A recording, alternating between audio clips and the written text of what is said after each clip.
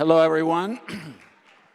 Welcome, also from me, and I want to welcome the panel who's coming with me. I'm very honored to have Aissata Camara, who's Deputy Commissioner for International Affairs of the City of New York, and Valenti, who is the CEO of Smart City Expo World Congress, Barcelona. And Vítor Moreira from the Municipality of Vila de Famalicão, and he's the city manager. Am I correct in saying city manager? Can we sit? Yeah. That's it. We're switching. Okay. So we have a panel which is a pretty high-level global views on city. A quick introduction of all of us. So my name is Gianluca Galletto. I'm a senior advisor here at Smart City USA, and I work both in government with the former administration with the mayor and also the City Housing Authority. I was head of technology partnerships there, and then I work privately to help companies basically commercialize smart city solutions and government to source them. But most of all, I am I don't know what's the right word, but an immense fan of both this event, and I've been working with actually Arte, the CEO, since 2017, but also the Smart City Expo Barcelona. I haven't missed 1 year for the last 10 years, and it really, for me, was, it changed my life in some ways. I'm serious, I'm not trying to flatter. It's really like I became enamored completely with everything that is related to urban innovation, how to make cities work better. And so today we're going to talk about global views on cities, which means basically what are the challenges that are affecting cities and regions all around the world. And you know, we are the usual one. We can talk about the usual, we know that urbanization is growing in many parts of the world, but in some other parts of the world, cities are shrinking. I just would like to, this panel is going to be really focused on trying to provide some examples, concrete examples of what are some critical challenges. It could be also immigration. It doesn't have to be the usual ones. And so before I go, I want to ask, I'll ask every one of you to just give a brief introduction of yourself, and then I'll start with a few questions. And then if we have some time, we'll get some questions from the audience. So Ugo.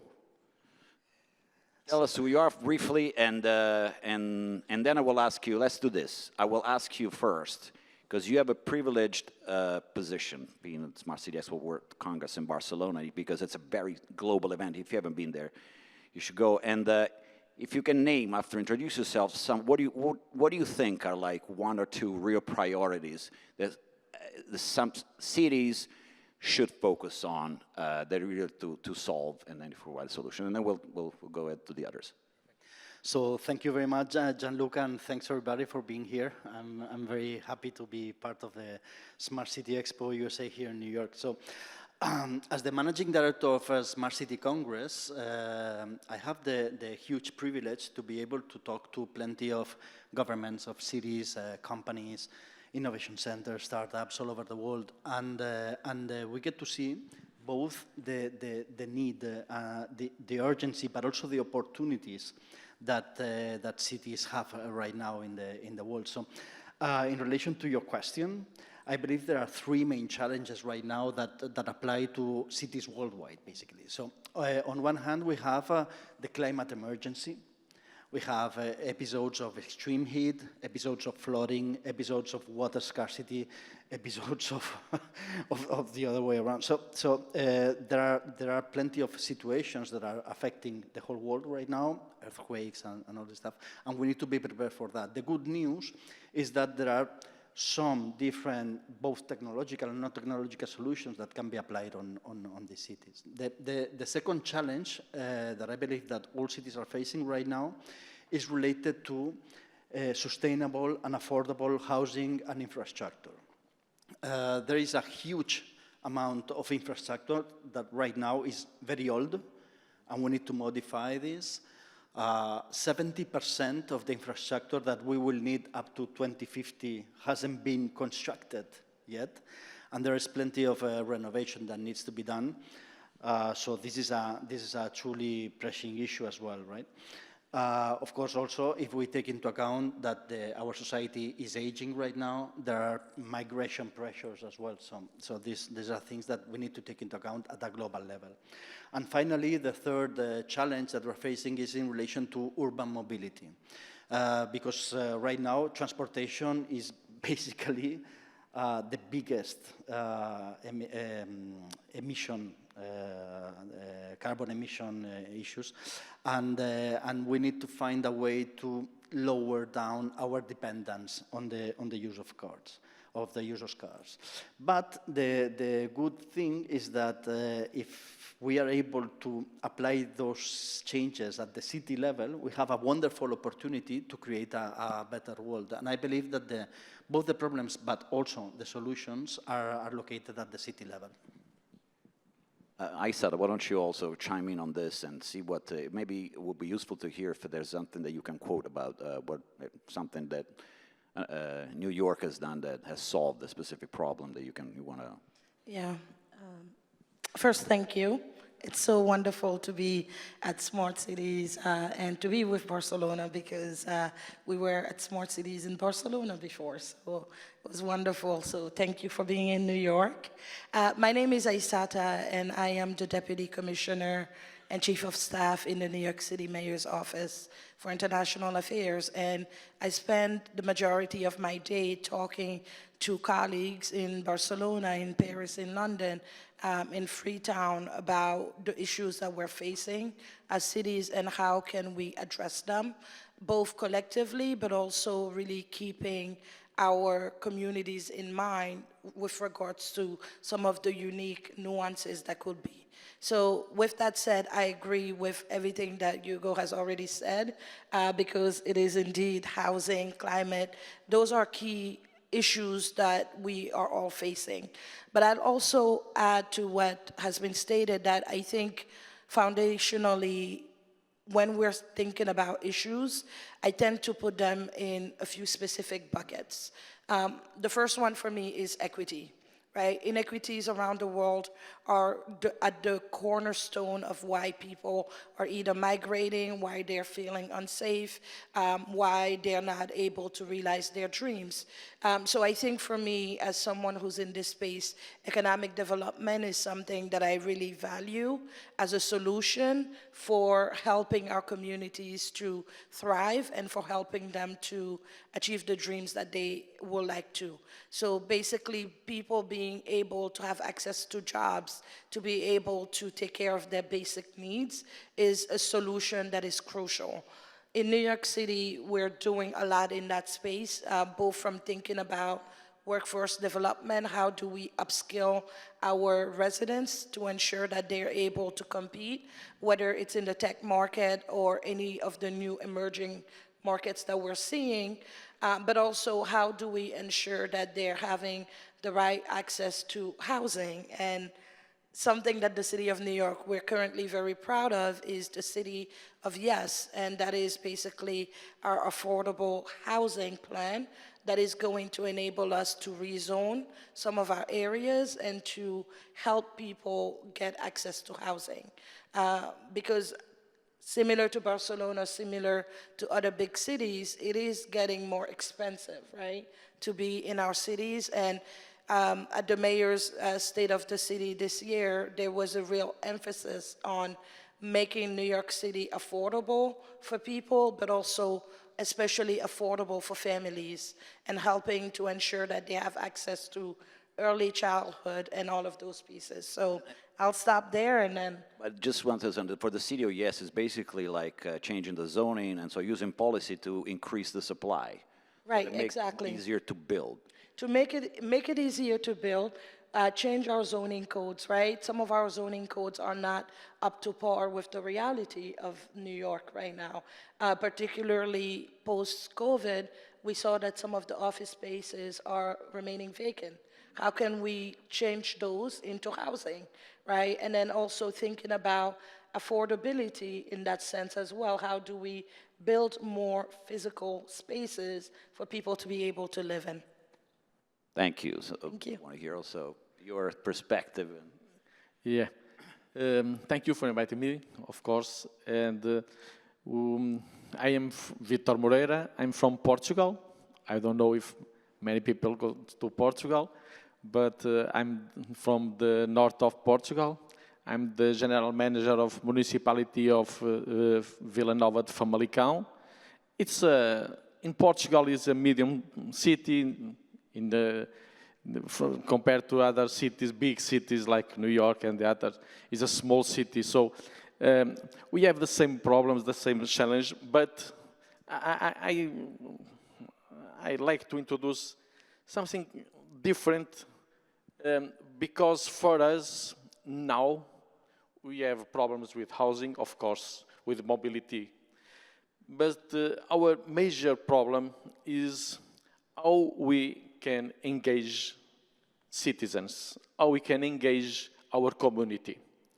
It's probably our major challenge. Second is transparency. I think smart city will improve transparency, and our inhabitants, our citizens, need transparency. And third challenge is creativity. We are in the area of the algorithmics. We need creativity. Cities need creativity, and we feel this in our city. So these three challenges for us, I think, are more important, and I introduce a fourth challenge because it's the basis. Jacques Welch said, culture, it's strategy for breakfast. I don't know if the culture of our organization will, it's smart city or technology for breakfast. We need to change culture of our organization to improve smart cities.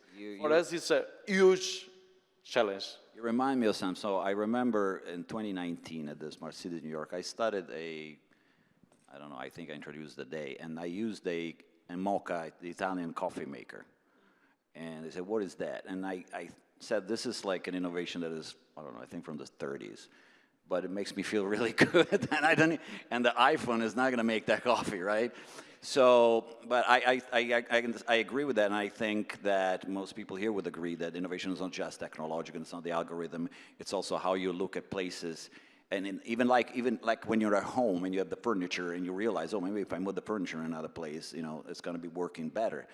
And I want to take on your creativity because we call it innovation today. It's like a buzzword, but it's been around forever, and it's creativity. And creativity also in what you do, even with regulations, with legislation, and that's probably a place where people need more innovation, so they think of the right things. But can you, do you have an example of an actual, from anywhere in the world, from your city, or if you observed anywhere, some program that has worked? And just to make it easy, like in New York, when I worked with the de Blasio administration, one thing was really, really successful was pre-K for all, which was giving free pre-kindergarten to every children in public schools. And that didn't require particular technology. I mean, but it required a lot of work with legislation. So something like that, if you can, from anywhere you've seen in the world, it could be a small town, a big town, and if it's scalable, that's also important. Yeah, so yeah, I have I believe one great example from my hometown city in Barcelona. And as you were mentioning, it's related to creativity, and it has nothing to do with tech. So we have this area called the superblocks, superillas in Catalonia, in Barcelona, and those are basically grids of 3x3 streets in which we don't get to have cars and traffic going inside these streets. What has happened when applied them during COVID times, it was radical tactical urbanism. But what has happened is that those streets have thrived completely. So we have back the streets for the pedestrians. We have back the streets for the use of commercial, and plenty of new stores have opened, plenty of new restaurants have opened. And I cannot stress enough how the quality of the air has improved, the quality of the sound has improved, and the quality of life for the citizens have improved. Right now we have cities and streets in the center of Barcelona which we can walk around.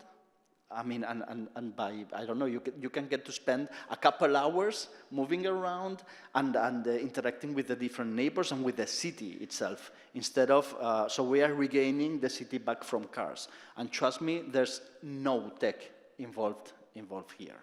Of course, there are plenty of tech solutions that work very well, but these are non-tech solutions that I believe could be very scalable. Actually, I remember, I've been here in New York City like plenty of times. I remember the first time that I came here when I visited Times Square. And now it was, I mean, I was 15 years old, so it was like... Do you like it more now? I remember that much too. more. And this is a wonderful example on how non-tech things can be applied to the city and have a huge improvement over what is going on. So congrats on that. Thank you.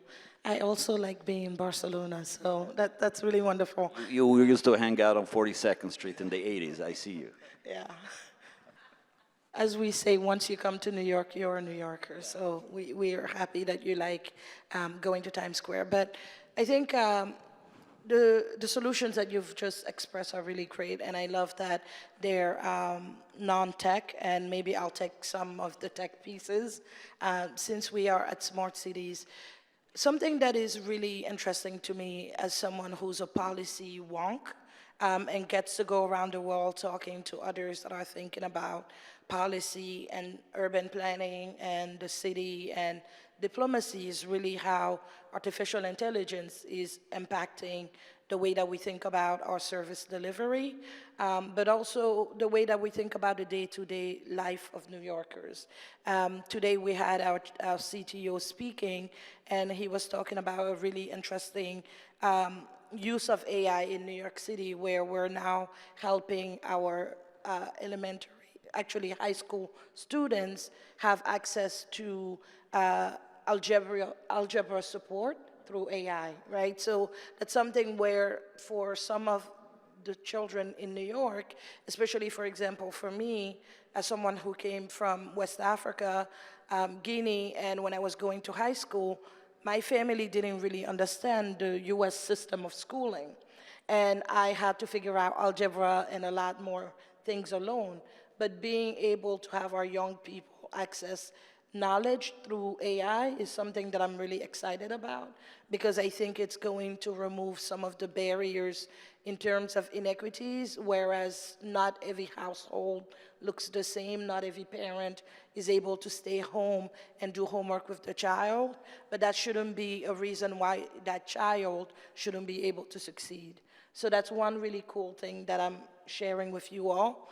Another key area, I think, for me that I find very, very interesting is the way that we are rethinking our infrastructure and how we're trying to really make our infrastructure more weatherproof in a way, but also sustainable. And something that I am excited that we did last year that we're continuing to work on into this year is that we signed an MOU with Tokyo.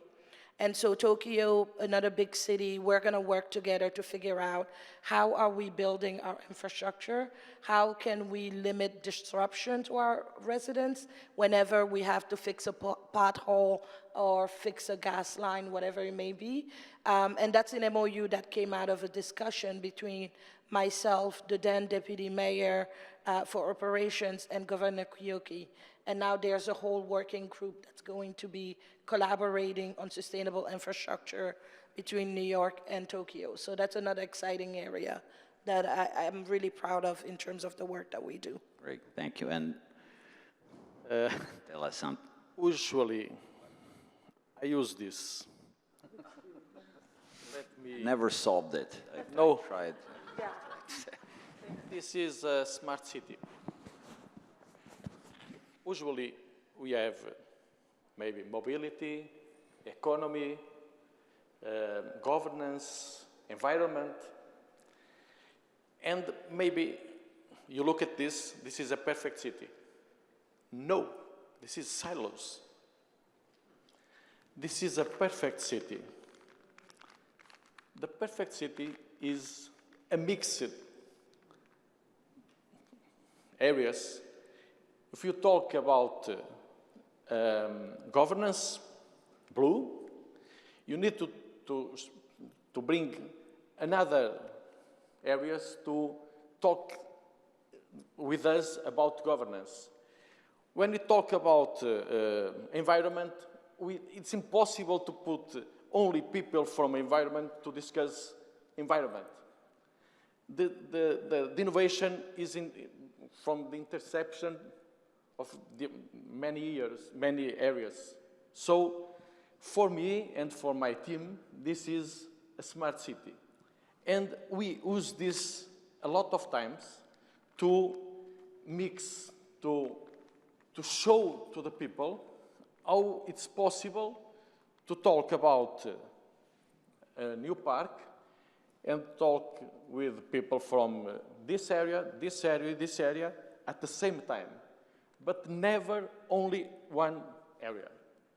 And I use this because this is the way I explain the innovation.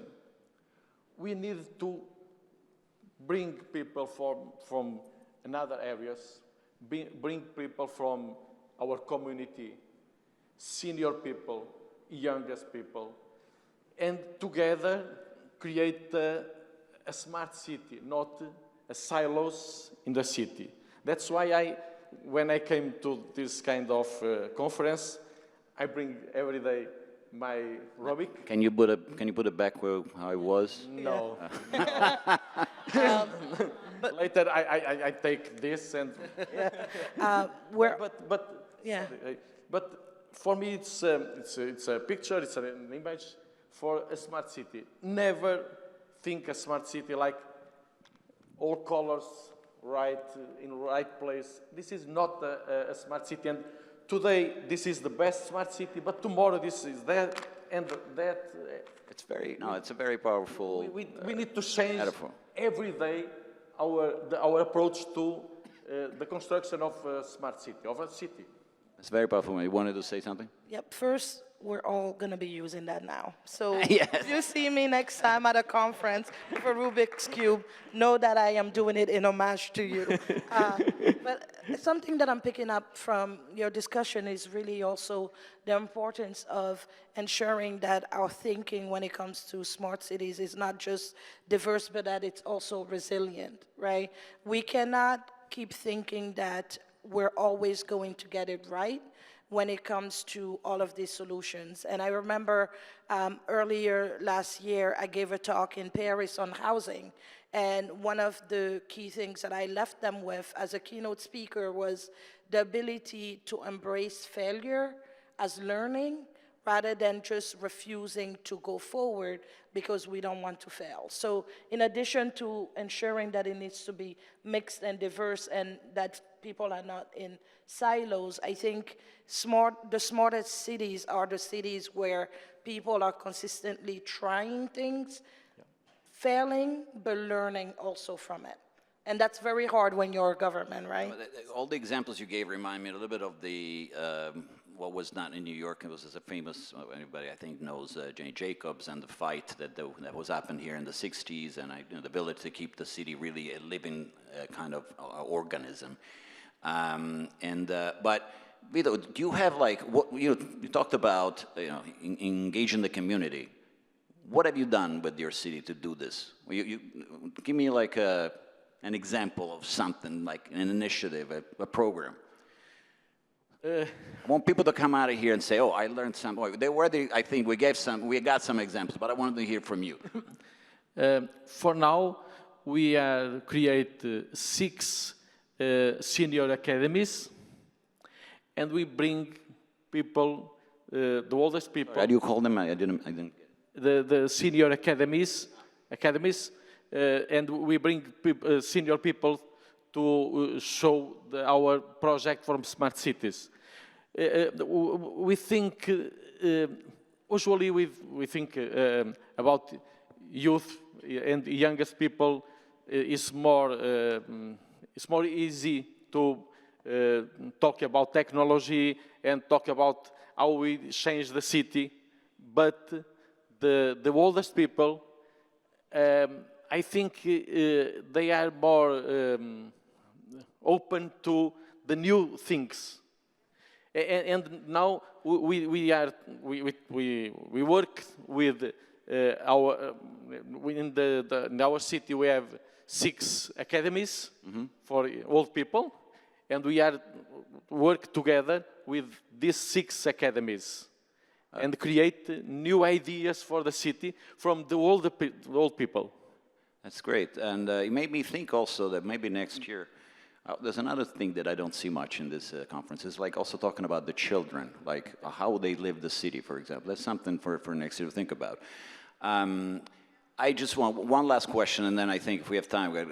So it made me think of the tension between city and national governments that we're experiencing here in the States, but you have it also in other places. Some cities have more power than others, and there's also a tension between certain cities becoming more and more successful in a way, and others less, and you create this little, also politically, it makes, in some areas, they go into one way, in another area they go into it, there's a little resentment sometimes. How do you see this like happening? I see it. I only have a little bit of visibility on Europe and morely and North America. But what do you think about this? Can this be solved? How are you coping? Do you think there's other parts of the world that are dealing better with this? It's a little bit of an open question. I just came out with it. It wasn't scripted. So. Definitely was not a planned question, but I'm glad you asked that question. I'm going to date myself a little bit and say that I started working in the mayor's office for international affairs a decade ago almost. And at the time when I started, something called subnational diplomacy was just starting out. And this is the idea that cities, local and regional governments, that we also have a space on the international stage, and that we are actually able to give thought to share our best practices in order to enact change. And now I'm sitting here today, and I credit a lot of that to the work that our office, cities like Barcelona and Paris and London have done. But I think that that tension existed before, but now cities, we have found platforms and ways to be able to create the change that we believe our residents need, both in collaboration with our national governments, but also within our networks as well. And so on an annual basis, I serve as a Sherpa for the City of New York to the Urban 20, which is basically a group of all the major G20 cities coming together to develop policies that we then give back to our member state, right? So that's a really good way that I think that cities are leading. And I'll let you two also. Hugo, what is your... In Portugal last year, we approved the national government and cities. We approved a national strategic smart territory strategy.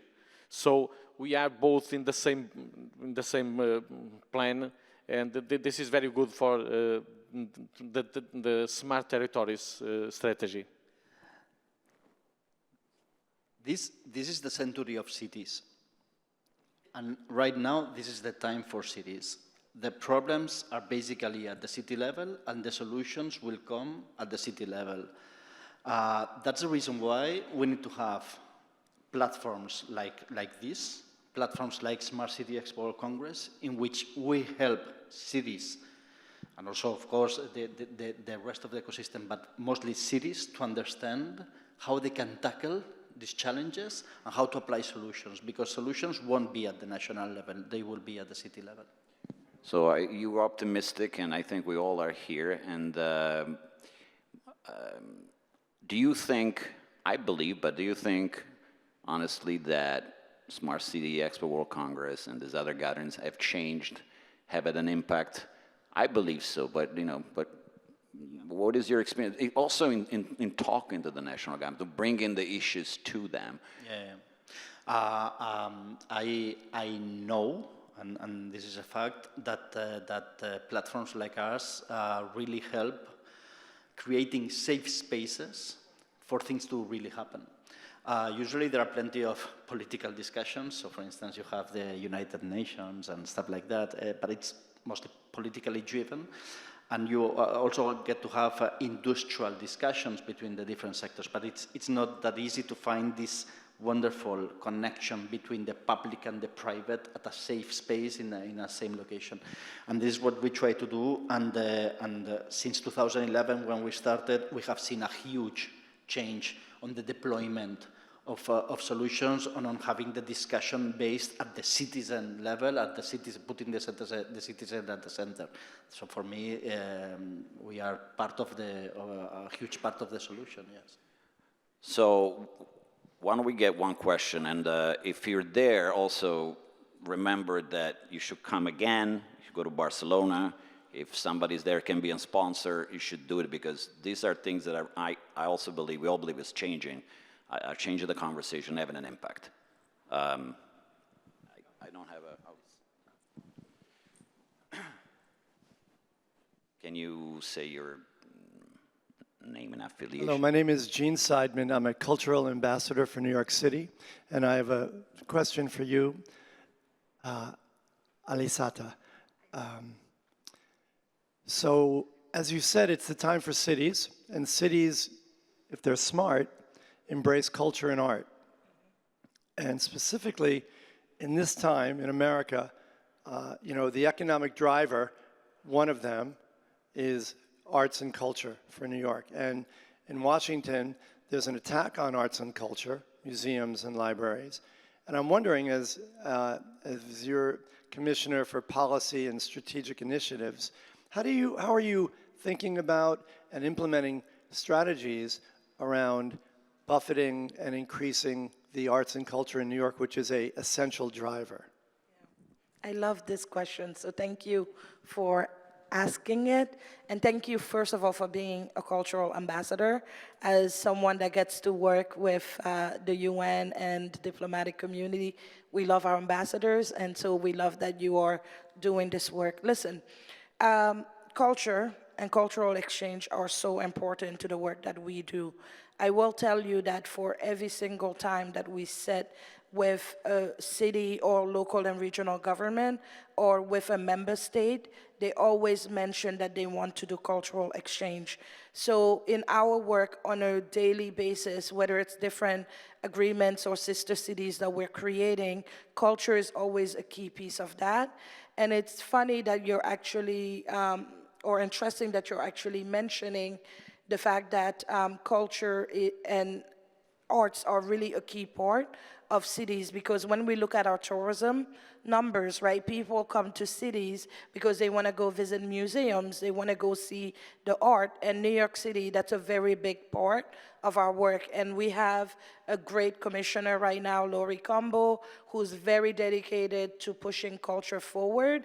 And so I'd love to be able to connect and see, first share what we're doing with you, and then see areas where we could connect on. So thank you for asking that question.